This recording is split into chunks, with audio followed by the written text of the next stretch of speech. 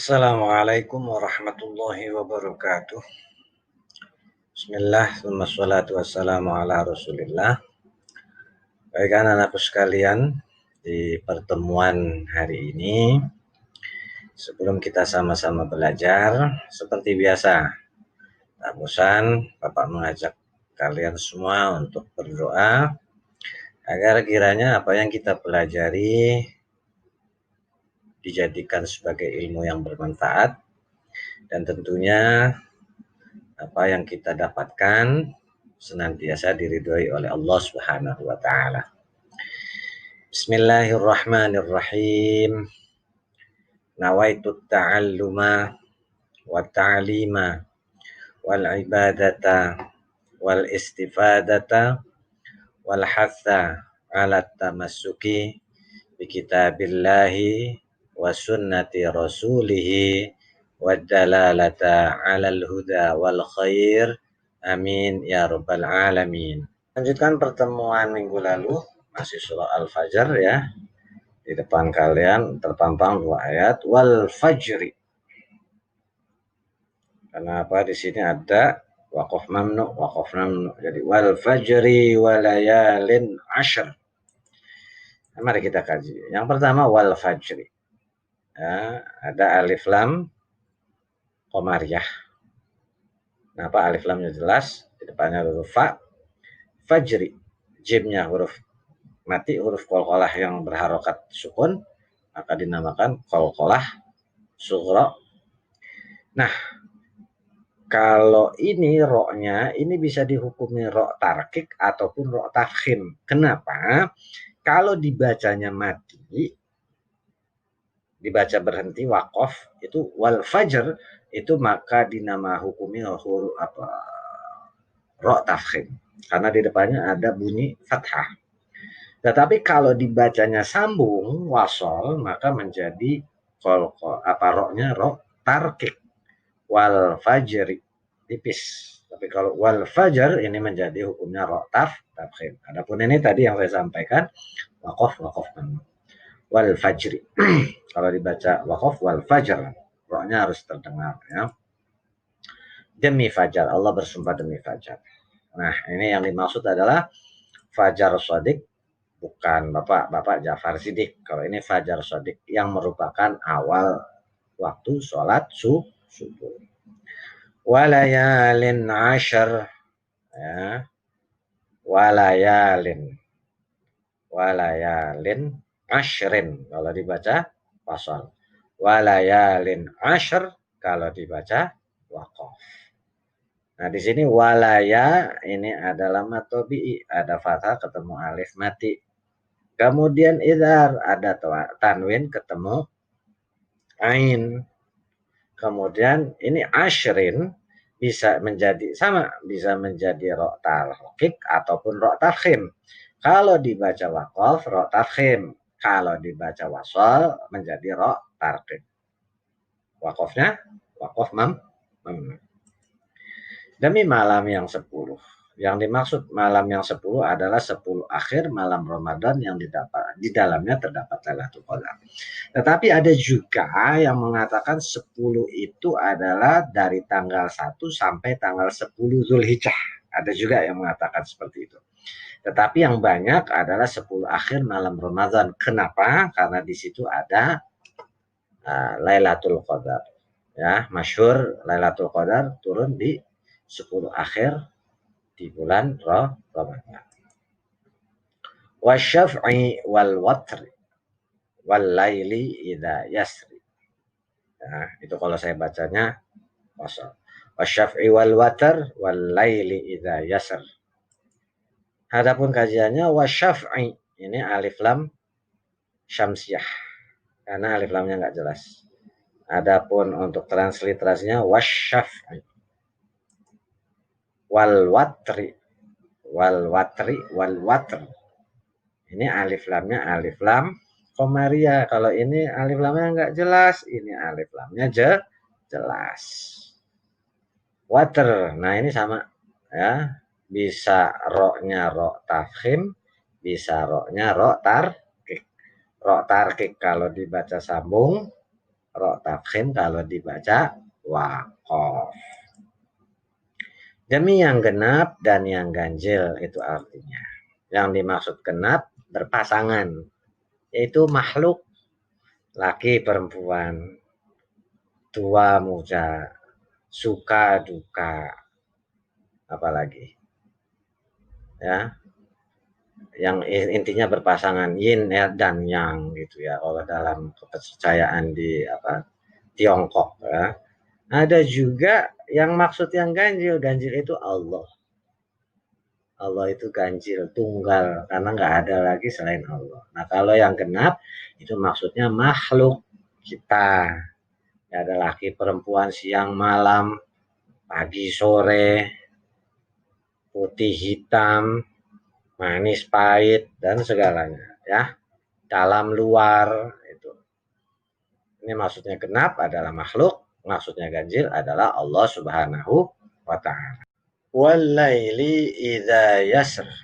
Walaili idza yasri kalau dibaca wasalnya. Walaili. Ini alif lamnya alif lam syamsiyah. Kan pak ada lamnya, tapi kan lamnya hanya masuk kepada lam. Kemudian ada mad layin, ada fathah ketemu ya mati. Ya, walaili bisa juga pakai ye, walaili, tapi di walaili. Mad layin. Fathah ketemu ya. Idza ya, ini transliterasinya. Ini mad tabi'i. Ya, ini mad tabi'i. Yasri atau yasr. Ya, ini bisa tadi sama bisa ro tafkhim ataupun ro tarqiq. Kalau tafkhim kalau dibaca waqaf, kalau dibaca wasal ro tarqiq karena kasroh. Adapun ini waqaf jaiz. Jadi boleh berhenti, boleh sambung. Demi malam apabila berlalu. Artinya Allah bersumpah dengan malam karena keutamaan pada malam berupa waktu istirahatnya manusia. Itu istimewanya malam.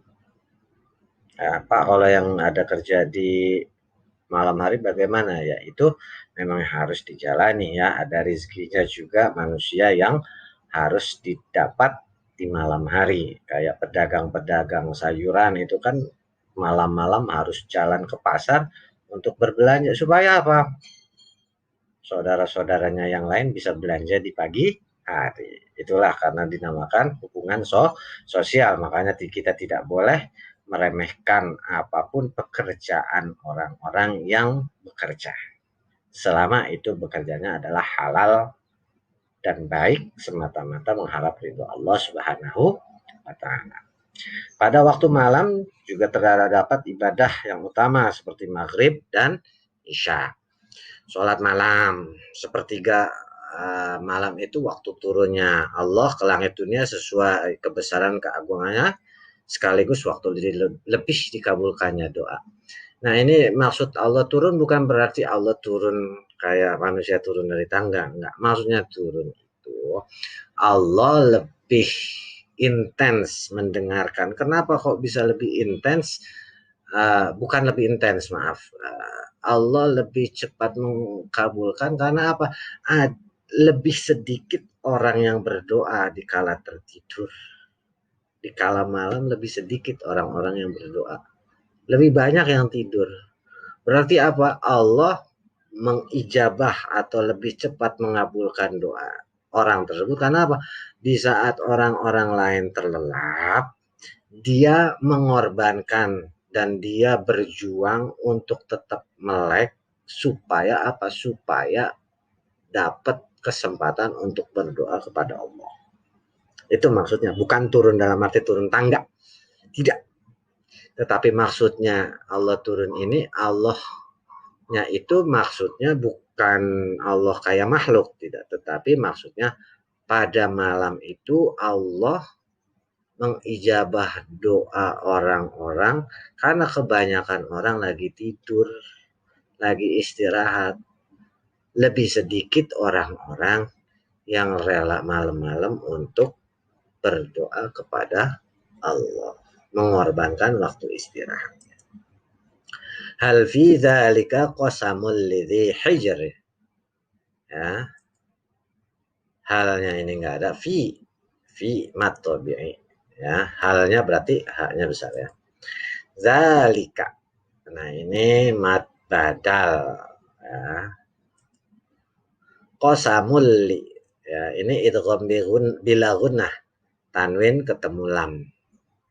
Di sininya ada mat tabi'i, lidhi, ya, mat tabi'i. Saya geser sini. Hijrin, ya, hijrin atau hijar. Ini kol-kola sugro nih, jim. Kemudian ro tarkik nih, kasroh. Ya, kalau misalnya dibaca mati tetap ini ro tarkik.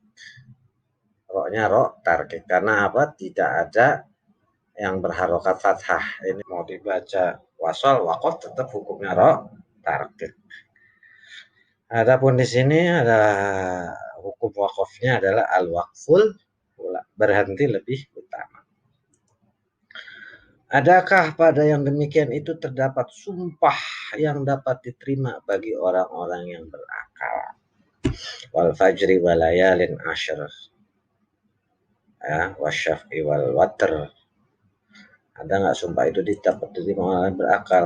Nah, di sini sesungguhnya sumpah Allah dengan 5 makhluknya, waktu fajar, waktu malam, yang ada jumlahnya 10 tadi, entah itu 10 akhir bulan Ramadan atau 10 1 sampai 10 Zulhijjah, terus bersumpah makhluk Allah yang berpasangan, dan bersumpah diri zat Allah yang Maha Esa, serta sumpahnya dengan malam hari, ada 5 sumpah. Itu sudah nggak perlu lagi diganggu, ya. Makanya tadi Allah sumpah waktu fajar, malam yang 10, yang genap dan yang ganjil, yang genap, yang ganjil, dan malam, ya.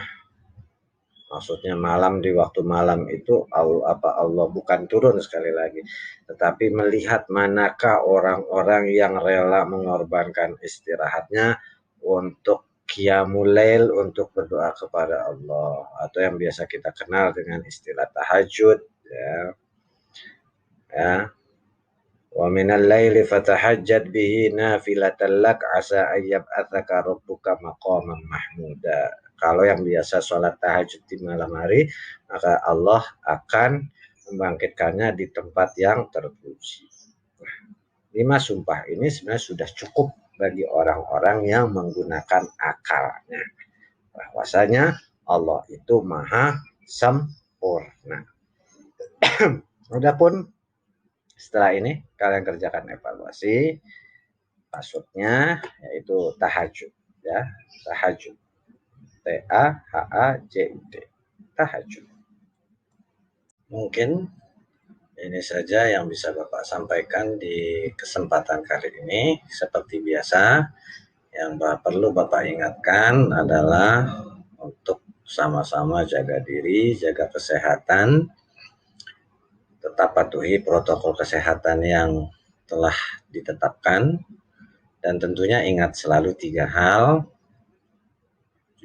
sholat, jujur dan bertanggung jawab, dan tentunya berbakti kepada kedua orang tua, baik itu senantiasa membantunya dan juga senantiasa mendoakan keduanya, dan tentunya jangan membuat marah ataupun membuat kesal kedua orang tua kita.